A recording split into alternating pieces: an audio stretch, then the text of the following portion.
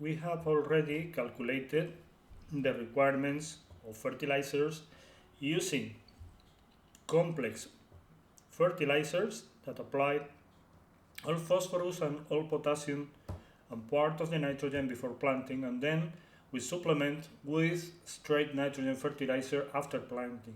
This would be our first alternative that we have tested.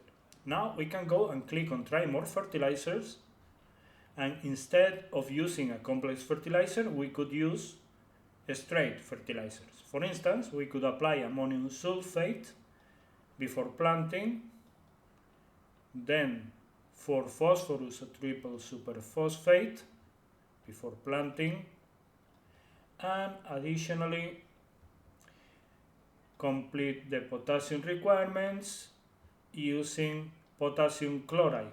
Then we need also a straight nitrogen fertilizer to complete the nitrogen requirements, for instance with calcium nitrate. This is not incorporated. Click on proceed to go to the second crop in the rotation.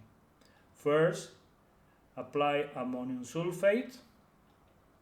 We could use any other ammonium fertilizer for pre-plant application, then another for phosphate like triple superphosphate, and another one for potassium like potassium chloride, and then we complete nitrogen requirements using a straight nitrogen fertilizer like calcium nitrate. Click on proceed and we get the results. For each crop, the amounts to be applied of ammonium sulfate, triple superphosphate and potassium chloride, and then after planting how much calcium nitrate should be added. Here we have the losses, the acidification that are again negative because we are applying nitrates, and this is the second alternative.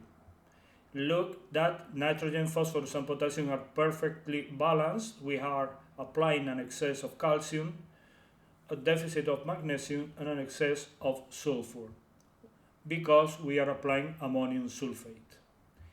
This is the second alternative that we have tested. If we wanted to see the first alternative, click here below and we see the previous alternative that we have tested. So as we are testing different alternatives, they will be numbered in this window, so we can move from one alternative to the other.